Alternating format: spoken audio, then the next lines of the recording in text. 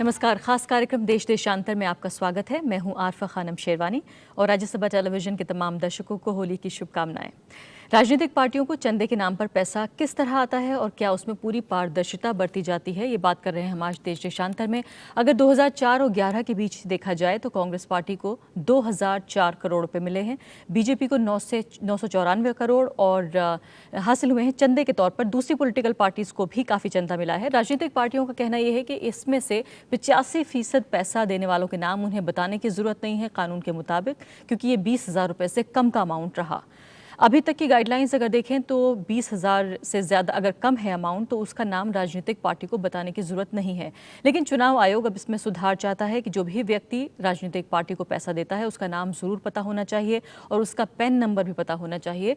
साथ ही पार्टियों को सरकारी कंपनियों और विदेशों से पैसा नहीं लेना चाहिए, यानी जो विदेशी पैसा आता है वो भी नहीं लेना चाहिए। इसके अलावा और भी कई तरह के सुझाव हैं जिसके बारे में हम बातचीत करेंगे, जो चुनाव सुधार के तहत लाने की कोशिश हो रही है। इन सुझावों को लागू करने की कोशिश हो रही है। मेरे साथ कई खास मेहमान स्टूडियो में मौजूद हैं।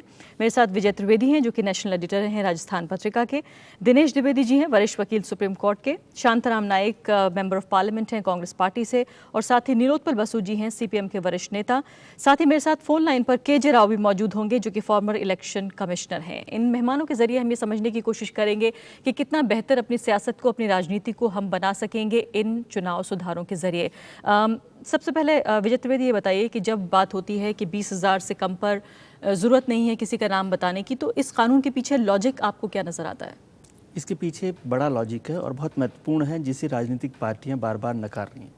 20,000 रुपये से कम के पीछे ये था मंशा कि जो बहुत छोटे जो वर्कर है, आम कार्यकर्ता है या छोटे जो लोग हैं जो पार्टी के साथ आइडियोलॉजी के तौर पर जुड़े रहते हैं, जो नेता के साथ जुड़े रहते हैं, वो लोग उसको चंदा दें तो उसके लिए उसको परेशान होने की ज़रूरत नहीं है। लेकिन इसका फ़ायदा राजनीतिक दलों ने उठाया है और जो बड़ी कंपनियां, जो बड़े लोग, जो ब्लैक मनी है, जो काला धन है, उसका इस्तेमाल इस कानून के तहत किया जा रहा है कि जो लोग काला धन देना चाह रहे हैं पॉलिटिकल पार्टीज़ को, वो पैसा 20,000 रुपये के नाम पर कौन लोग दे रहे हैं, कहाँ से वो पैसा आ रहा है, उसका सोर्स क्या है, किस वजह से दे रहे हैं, क्या मंशा है, ये सब आप छुपा सकते हैं। टोटल जो चंदा आ रहा है, जैसे आपने भी जिक्र किया कि करीब 2,000 से ज़्यादा करोड़ रुपया सिर्फ कांग्रेस पार्टी को मिला, करीब 1,000 करोड़ रुपया बीजेपी को मिला है, समाजवादी पार्टी को 300-400 करोड़ रुपए है, बीएसपी को भी इतना ही है, सबसे कम लेफ्ट पार्टीज को है। तो इसका मतलब यह है कि 2,000 करोड़ और 1,000 करोड़ का फर्क क्या है? फर्क क्या है? कांग्रेस को 2,000 करोड़ रुपए इसलिए मिला क्योंकि वो पिछले 10 साल से सत्ता में पार्टी है। भारतीय जनता पार्टी 6-7 राज्यों में सीधे सीधे सरकार में है, प्रमुख विपक्षी पार्टी है और उसका सत्ता में इनडायरेक्ट दखल है। तो इसका मतलब है कि वो लोग जो सत्ता से कुछ ना कुछ हासिल करना चाहते हैं, वो लोग उन्हें बड़ा चंदा दे रहे हैं और उस चंदे को पॉलिटिकल पार्टी छुपा रही है। 85% चंदा उनके अकाउंटेबल अकाउंट में नहीं है जिसका हिसाब किताब दिया जाए। यदि ये होता कि 1,000 करोड़ में से 100 करोड़ रुपए कार्यकर्ताओं से मिला होता, यदि 2,000 करोड़ रुपए कांग्रेस को मिला है और उसमें से 1,800 करोड़ रुपए, 1,500 करोड़ रुपए कार्यकर्ताओं से मिला है, तो मुझे लगता है किसी भी पॉलिटिकल पार्टी को किसी और से चंदा लेने की जरूरत ही नहीं है, चाहे वो भारतीय जनता पार्टी हो जिसमें 1,000 करोड़ में से 700 करोड़ रुपए उसे कार्यकर्ताओं से या छोटे लेवल पर मिला है। जी दिनेश द्विवेदी जी, हम बीएसपी का एग्जाम लेंगे, काफ़ी एग्जाम्पल लेते हैं, काफ़ी दिलचस्प है उनकी बात। वो ये कह रहे हैं कि 172 करोड़ रुपए उनको मिला है पिछले 2 साल में और 99 करोड़ रुपया कम से कम उसमें ऐसा है जो 20,000 से कम ही रहा है। उनका कहना है कि इससे ज़्यादा 20,000 से कम मिला ही नहीं। तो ये बहुत ताज्जुब की बात है कि वो ये कह रहे हैं कि इससे ज़्यादा हुआ ही नहीं है। विजय त्रिवेदी ये कहना चाहते हैं कि जो आम कार्यकर्ता है, यानी कि छोटे मोटे बिजनेसमैन भी होते हैं जिनकी पार्टी के प्रति श्रद्धा होती है, वो पैसा देना चाहते हैं, तो उन्हें उस तकलीफ से बचाने के लिए कि कागजी कार्रवाई ना हो, उससे बचाने के लिए किया गया था। लेकिन इसका गलत इस्तेमाल इस स्तर तक आ पहुंचा है जहां आपको लगता है कि अब कदम उठाने की जरूरत है। देखिए साहब, कदम उठाने की जहाँ तक सवाल है, ये तो आज 20 साल से झगड़ा चल रहा है जी।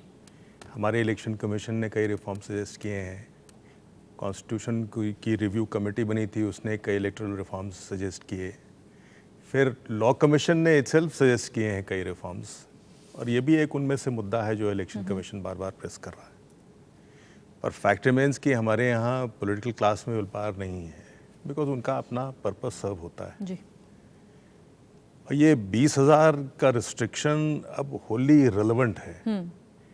किसी वक्त जब किसी ने ये सोच इस पे डाली थी तो उस समय शायद कोई जेन्युइन फीलिंग रही होगी, क्योंकि आज हम ये देख रहे हैं कि इधर 30-40 साल में जिस तरह से आदमी की मनोवृत्ति में फर्क आया है, राजनीतिक पार्टियों और राजनीतिज्ञों की मनोवृत्ति में परिवर्तन आया है, गिरावट की तो उसको नज़र रखते हुए ये 20,000 का एक्सप्लॉइट तो होना ही था। हमारा तो मानना ये है कि ये 20,000 की लिमिट जो है इसको डिस्क्लोजर फ्री करके जानबूझ के किया गया।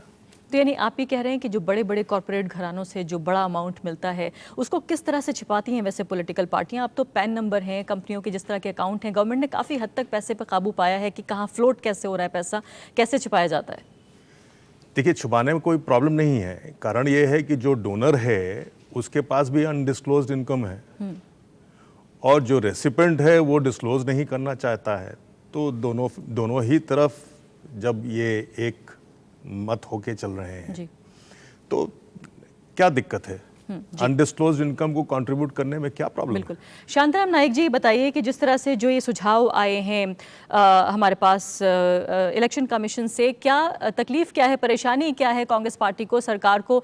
हमें मालूम है लॉ मिनिस्ट्री ने ये कहा है कि वो इस बात को एक्सेप्ट नहीं करेगी, जिस तरह के सुधार की बात हो रही है कि जो भी आदमी आपको डोनेशन देता है पॉलिटिकल पार्टीज़ को, उसके नाम का डिक्लेरेशन होना चाहिए, घोषणा होनी चाहिए उसके नाम की। इसके अलावा जो लोग 20,000 से कम भी दे रहे हैं उनका पैन नंबर होना चाहिए, और आप कैश दे रहे हैं या चेक दे रहे हैं इसको भी डिक्लेयर करें। क्या परेशानी क्या है?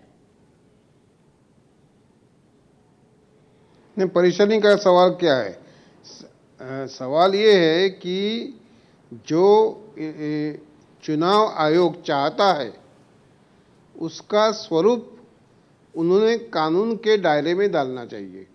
पहली बात है, कानून के दायरे में मतलब amendment to representation of peoples act 1951 and rules frame thereunder. अगर उन्होंने इस तरह से ढाला है और अपना ड्राफ्ट बनाया है वो मुझे मालूम नहीं है। अगर आप ड्राफ्ट बनाते हैं उस पर बहस हो सकती है, उस पर चर्चा हो सकती है।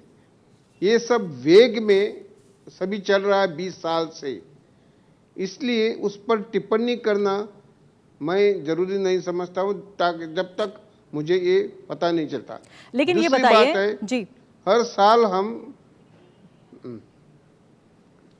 साल जो मेरी कमेटी है जिसका मैं चेयरमैन हूँ, to be short law and justice committee, हर साल हम चुनाव आयोग, यूपीएससी, सीबीआई, सीवीसी, इन सभी डिपार्टमेंट के जो मेरे अंडर आते हैं उसका हम विश्लेषण करते हैं और उनसे सुझाव लेते हैं।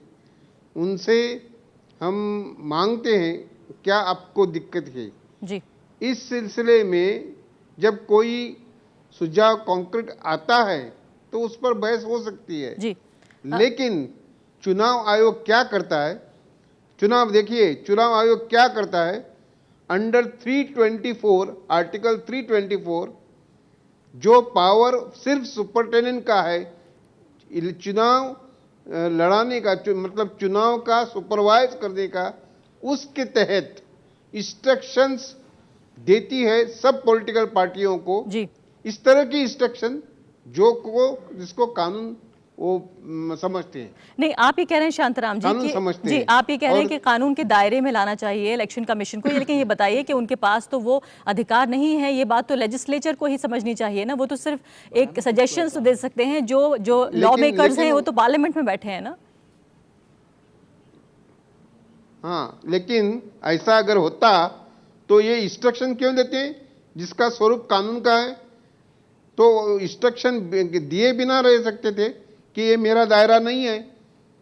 इतनी इंस्ट्रक्शन दिन ब दिन आप इंस्ट्रक्शन देखिए, उनका इंस्ट्रक्शन का बुक देखिए जी। शांताराम जी, ये बताइए कि मैं आपसे ये पूछना चाहती हूँ, आप ये कह रहे हैं कि जो भी बात कहना चाहता है चुनाव आयोग वो कानून के दायरे में लाए, लेकिन कानून बनाने का काम चुनाव आयोग का नहीं है। चुनाव आयोग के पास वो दांत नहीं है, वो अधिकार नहीं है। वो तो सुझाव दे सकते हैं आपको, कानून बनाने का काम तो आपका है। अगर ऐसा होता तो वो इंस्ट्रक्शन क्यों देते हैं?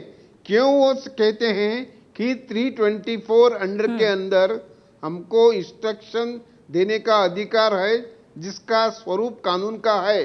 ये सेशन ने भी कहा, सेशन ने यहाँ तक कहा था कि 324 का अपना अधिकार जो है वो मेरा अधिकार पार्लियामेंट से बढ़कर है। जी। ये TN सेशन ने कहा था। जी क्यों कहा था? द्विवेदी जी, क्या आप इसको सिंप्लीफाई कर सकते हैं? वो किस तरह के इंस्ट्रक्शन की बात कर रहे हैं? मैं देखिए, आप जो कह रहे हैं कि वो इंस्ट्रक्शंस क्यों देते हैं, उन्होंने कोई इंस्ट्रक्शंस नहीं दिए, उन्होंने रिकमेंडेशंस दिए हैं और आज 20 साल से रिकमेंडेशंस दे रहे हैं, पर ये सुनना ही नहीं चाहते हैं। ये हमेशा उसको गोलमोल उसी रास्ते में ले जाएं कि आपका क्षेत्राधिकार नहीं है। भाई, इलेक्शन कमीशन जो है इलेक्शन की प्योरिटी के लिए बना है, कायदे से होल्ड हो। जी। उसमें मनी करप्शन होता है, उसमें पावर करप्शन होता है, मसल करप्शन होता है, कई तरह के इस तरह करप्टिंग फैक्टर्स आते हैं जिसको इलेक्शन कमीशन को देखना पड़ता है कि इलेक्शन में ये जनमत को इफेक्ट ना करे। जी। तो उसके लिए वो रिकमेंडेशंस देते हैं और एक एक्सपर्ट बॉडी अगर सुपरवाइजरी बॉडी रेकमेंड कर रही है तो आपको उसको समझ के उस पर एक्ट करने में क्या दिक्कत है भाई? आपके पास कानून बनाने का क्षेत्राधिकार है, आप उसको देखिए और उसको अगर आपको लगता है कि ठीक है, सुधार करने लायक है तो करिए, क्या दिक्कत है? कानून बनाइए। इसमें एक महत्वपूर्ण बात है कि कितनी हिपोक्रेसी की बात नाइक साहब कर रहे हैं। एक तरफ अभी जयपुर में चिंतन शिविर हुआ कांग्रेस का, जिसमें कांग्रेस अध्यक्ष सोनिया गांधी जी ने कहा कि हम चुनाव सुधार पर काम करना चाहते हैं और उन्होंने एक कमेटी बनाई। अंबिका सोनी जी उसकी अध्यक्ष हैं, 5 मेंबर्स उसमें शामिल हैं। वो चुनाव सुधार पर काम कर रहे हैं। दूसरी तरफ 2004 से मुझे ध्यान है कि 2004 से जो मुख्य चुनाव आयुक्त थे, वहाँ से लेकर अभी तक 10 साल में बहुत सारे चुनाव सुधारों पर बात हुई। नाइक साहब खुद गोवा से हैं, गोवा की राजनीति वो जानते हैं कि वहाँ पर किस तरह से कितना पैसे का इस्तेमाल वहाँ पर हो रहा है। वो कांग्रेस के फाइनेंसर्स में से भी रहे हैं जी। नाइक साहब, तो वो जानते हैं कि 20,000 रुपया तो वो शायद कोई देने आएगा तो उसको एक्सेप्ट भी नहीं करेंगे पार्टी के तौर पर, आज कोई राजनेता। तो ये बेमायने की बात है। और ये कहना कि चुनाव आयोग कर सकता है, चुनाव आयोग नहीं कर सकता। चुनाव जो जिस कानून की बात वो कर रहे हैं, जनप्रतिनिधित्व कानून 1951 की बात कर रहे हैं, उसमें सुधार तो नाइक साहब को लाकर आना है, संसद को लेकर आना, और वो लॉ एंड जस्टिस कमेटी के चेयरमैन है तो उनको उसमें सुधार लाना। एक और अभी सुधार की बात आई जो राजनीतिकों की मंशा पर होता है कि जो अभी जस्टिस वर्मा कमेटी बनी थी, उसने महत्वपूर्ण सुझाव जो दिए थे, उसमें एक महत्वपूर्ण सुझाव था राजनेताओं को लेकर कि जो सेक्सुअल असॉल्ट्स के जो अपराधी हैं उन्हें चुनाव लड़ने से रोका जाए। अभी जो हमारे पास ऑर्डिनेंस आया सरकार का, उसके बाद जो बिल आया है एंटी रेप बिल जिसे हम कह रहे हैं, क्रिमिनल अमेंडमेंट बिल, उसमें भी इस जो सुझाव है इसको सिफारिश को नहीं रखा गया। तो ये राजनीतिक की मंशा को बता रहा है। तो मैं आपके जो सवाल हैं, जो महत्वपूर्ण बिंदु आपने उठाए, इनका जवाब जरूर लूंगी मैं शांताराम जी से, और निरोत्पल बसु भी हमारे साथ मौजूद है। लेकिन केजे राव जी, ये बताइए कि जिस तरह के सुधारों की बात हो रही है, कहीं कहीं ये भी कहा जा रहा है कि अगर बहुत ज़्यादा बंदिशें हो जाएंगी, बहुत ज़्यादा अगर आप लिमिट करने की कोशिश करेंगे तो एक लोकतंत्र में जो एक बहाव होना चाहिए, जिस तरह से छोटे छोटे लोग भी अपना कॉन्ट्रीब्यूशन देना चाहते हैं, वो भी पार्टियों को पैसा देना चाहते हैं, कहीं ना कहीं उसको भी आप लिमिट करेंगे? जहाँ तक मेरा ख्याल है, ये जो कानून बनाने की बात है, बिल्कुल कोई भी पॉलिटिकल पार्टी इसके लिए राजी नहीं होगा, मुझे बिल्कुल पता है। क्योंकि इतना दफा इलेक्टोरल रिफॉर्म्स के लिए इलेक्शन कमीशन ने बहुत सारे चिट्ठियां लिखा है, बहुत सारा रिकमेंडेशंस भेजा है, कोई कुछ भी नहीं किया है। जो भी पॉलिटिकल पार्टी पावर में हो, या कांग्रेस हो, बीजेपी हो, कोई भी पार्टी, मैं समझता हूँ अभी जो है जो सुझाव दिया है उसको लागू करना चाहिए। अगर लागू नहीं करेंगे ना तो इलेक्शन कमीशन आर्टिकल 324 का अंडर जरूर इंफॉर्मेशन हर एक पार्टी से कह सकता है, हमें पूरा इंफॉर्मेशन दीजिएगा, कौन कितना अमाउंट दिया है और उनका पैन नंबर क्या है। हर एक जो है पॉलिटिकल पार्टी को पूरा डिटेल्स देना बहुत जरूरी है।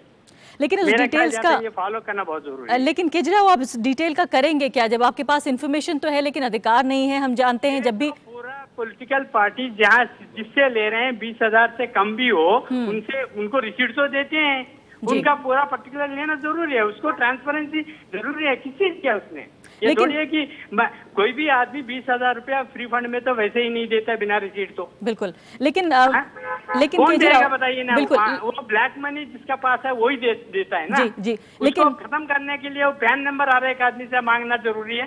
कौन 20,000 से ऊपर जो पैसा देंगे उसका पास तो जरूर पैन नंबर होगा जी। क्यों नहीं होगा? जो 20,000 देने की हैसियत में है होगा तो मतलब रीजनेबली दे रहे हैं ना 20,000 रुपये, कौन उसका पास पैन नंबर क्यों नहीं होगा? लेकिन केजरीवाल जी, आरोप इस बात का लगता है कि जब भी इलेक्शन कमिश्नर होता है उस वक्त का, वो सरकार के ऊपर उतना दबाव नहीं डालता कि उनके ऊपर वो अधिकार हो या जो वो सुझाव दे रहे हैं उनको माना जाए। लेकिन जैसे ही आप पद से बाहर आते हैं फौरन ये बात सामने आती है कि आप उस बात को ज्यादा जोर से कह पाते हैं। सुनिए ना, जितना भी रिकमेंडेशन दिया ना, अभी भी जो सुझाव दिए है ना, मुझे पता है कि बिल्कुल कोई भी पार्टी पावर में हो वो मानेगा नहीं है इसको सुधार को। तो इसलिए अल्टरनेटिव क्या है? अल्टरनेटिव यही है इलेक्शन कमीशन को आर्टिकल 324 का अंदर कुछ ना तो कुछ ऑर्डर निकालना चाहिए। तो कोर्ट के ऊपर छोड़ देते हैं, कोर्ट उसको एग्री करेगा नहीं एग्री करेगा वो अलग बात है। जी जी।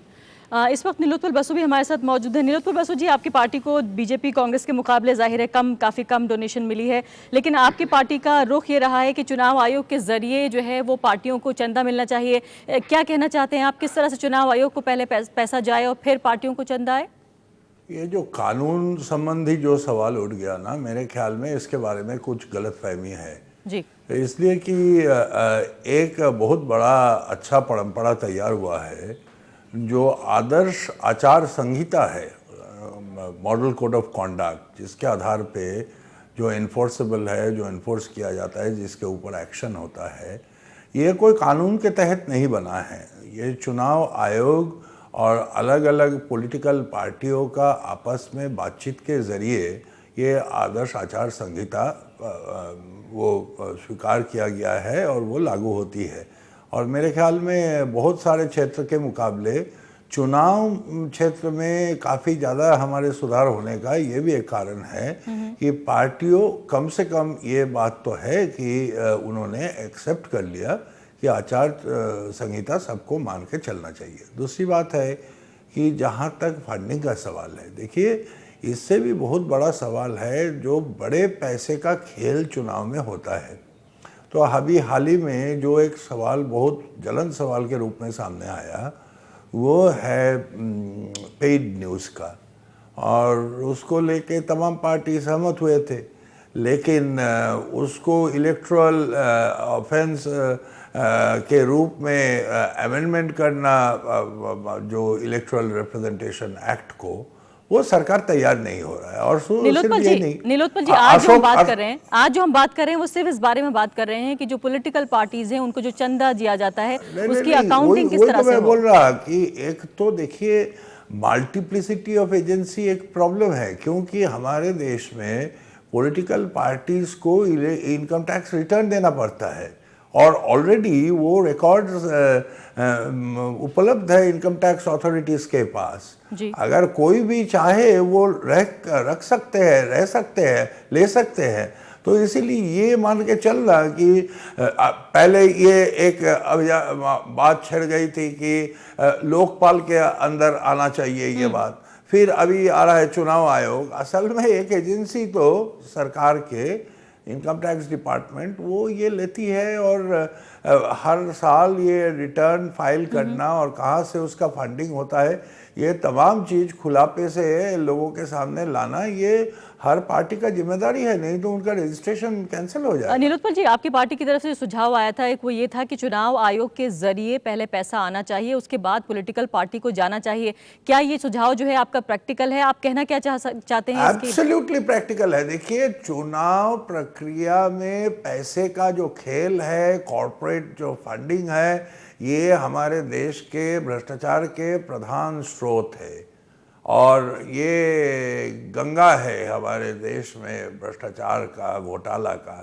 तो इसीलिए 1000-2000 करोड़ अगर हम सरकारी पैसा खर्चा करेंगे थ्रू चुनाव आयोग, ये हमारी जो साफ सुथरा बनाने के लिए चुनाव प्रक्रिया को, उससे जो बचत होगा देश का, उसका कोई मूल्यांकन नहीं की जा सकती। जी ठीक है, फिलहाल एक छोटे से ब्रेक का वक्त है। ब्रेक के बाद जब हम वापस आएंगे तो ये जानने की कोशिश करेंगे कि किसी भी एक लोकतांत्रिक देश में जब तक कि पैसे का आदान प्रदान किस तरह से हो रहा है, खासकर चुनावी प्रक्रिया में, जब तक हमें ये पता नहीं चलेगा कैसे हम इस बात को सुनिश्चित करेंगे कि इलेक्शंस जो हैं, चुनाव जो है वो फ्री और फेयर हो रहा है। ब्रेक के बाद देश देशांतर में आज हम चुनाव सुधार की बात कर रहे हैं। पैसे का आदान प्रदान, जो पॉलिटिकल पार्टीज को पैसा आता है चुनाव के वक्त, जिसे चंदा कहा जाता है, आखिर उसको कैसे सुनिश्चित किया जाए कि वो उसकी अकाउंटिंग ठीक तरीके से हो। विजय त्रिवेदी, ये बताइए कि सुनने में ये बात ज़रूर बहुत शायद गंभीर ना लगे, लेकिन ये पूरे एक जो लोकतंत्र है, जो चुनावी प्रक्रिया है कितने बड़े देश की, उसकी बुनियाद में ये बात जाती है कि जो पैसा जो आ रहा है और किस तरफ जा रहा है, इसकी पूरी तरीके से अकाउंटिंग होनी चाहिए। कैसे इंश्योर होगा? ये बहुत गंभीर है। और जैसे नीलोत्पल बासु साहब ने कहा कि ये भ्रष्टाचार का जो